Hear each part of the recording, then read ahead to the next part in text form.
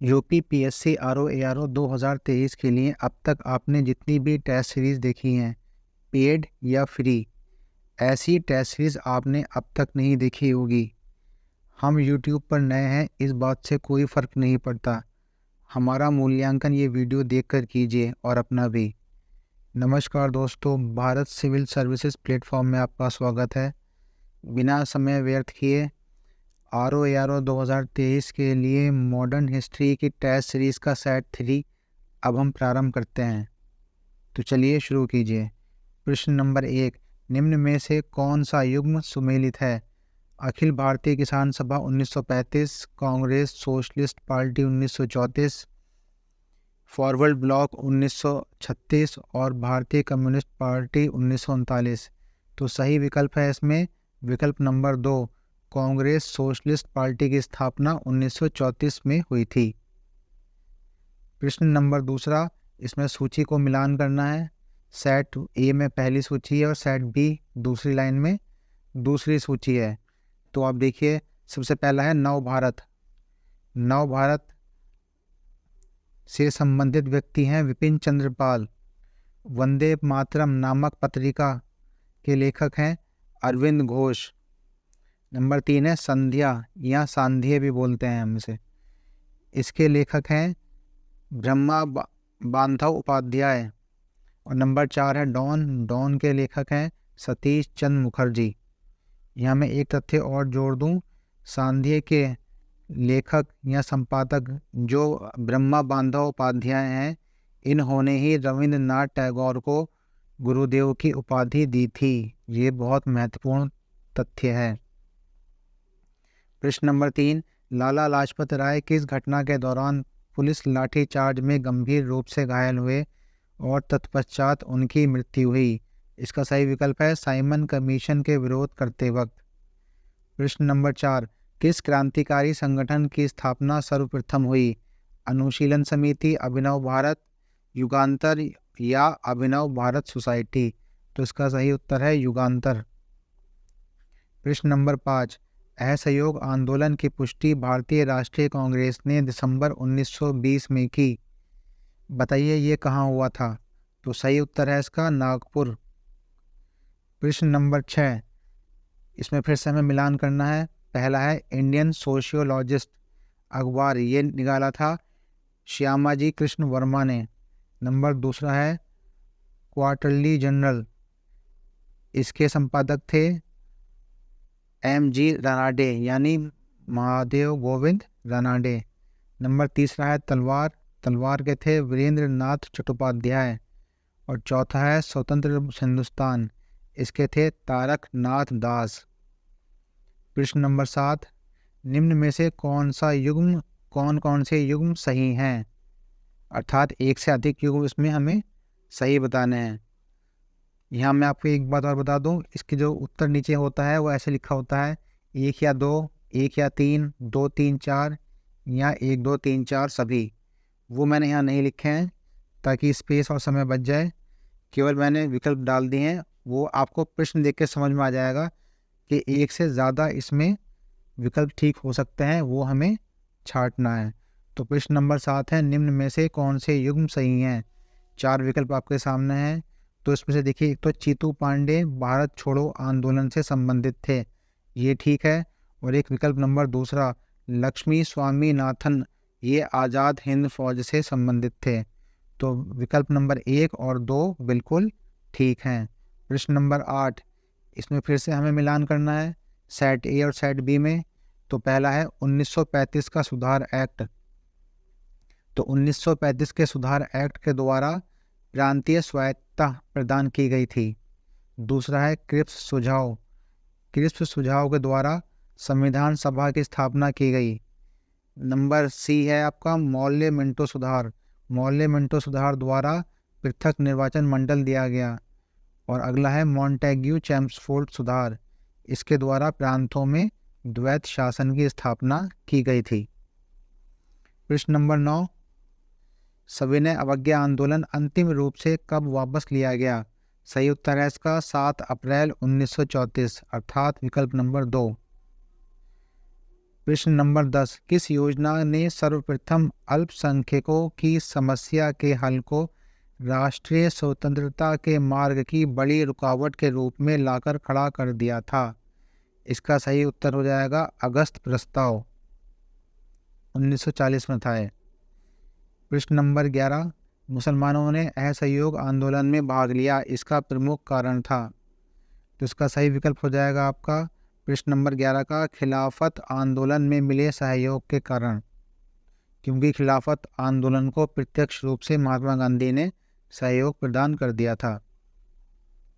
प्रश्न नंबर 12, इसमें हमें बताना है ये कथन किसका है?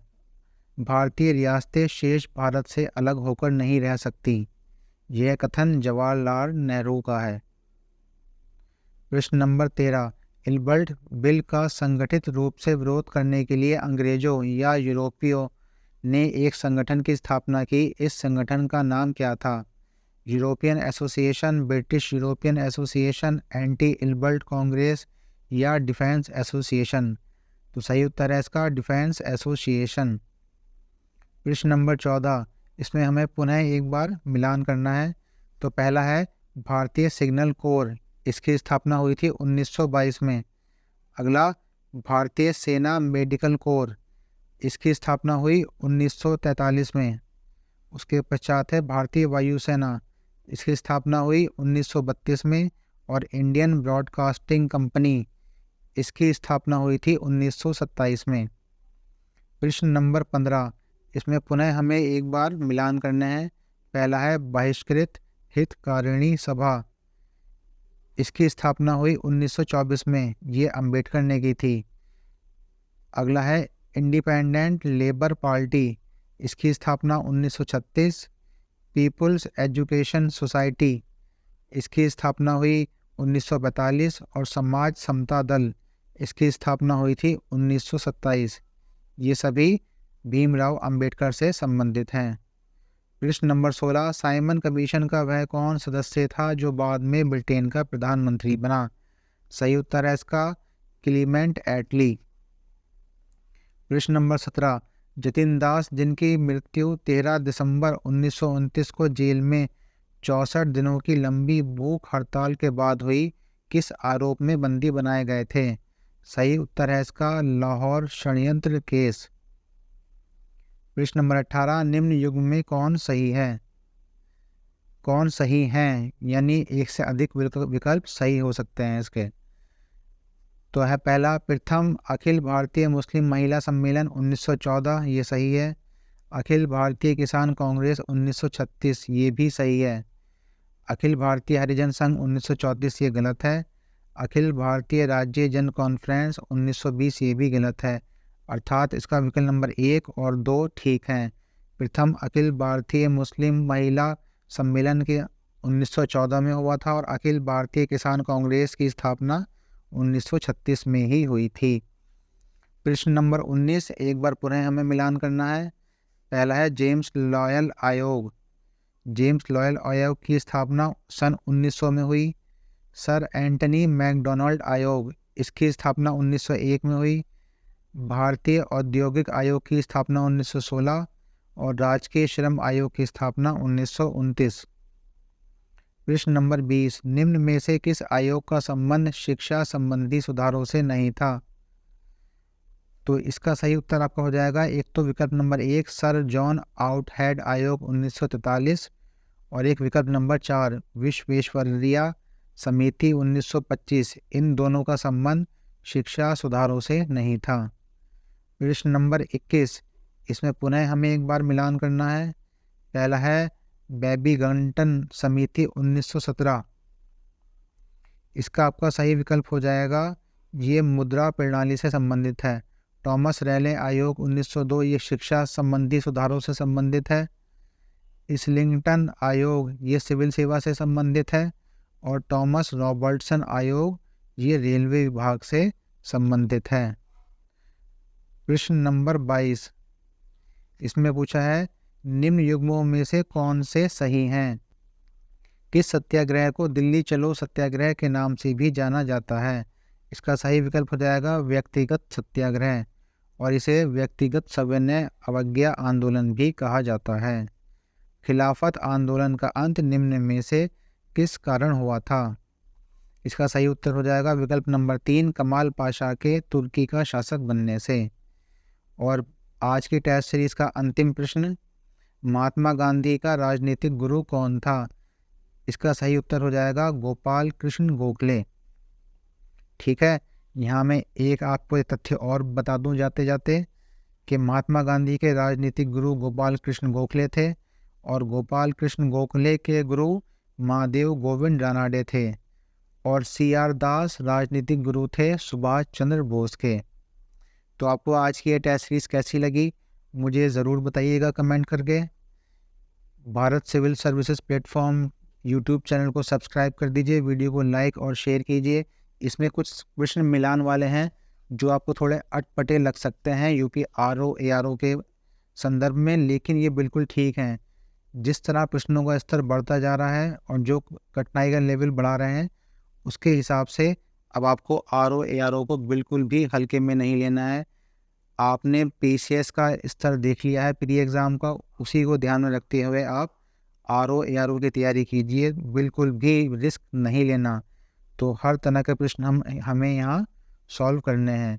भारत सिविल सर्विसेज प्लेटफॉर्म को सब्सक्राइब कर दीजिए, वीडियो को लाइक शेयर कीजिए और कमेंट करके मुझे बताइए क्या कमी है जो मैं सुधार कर सकूं। जो अच्छा लगा है वो भी बताइए। धन्यवाद। जय हिंद।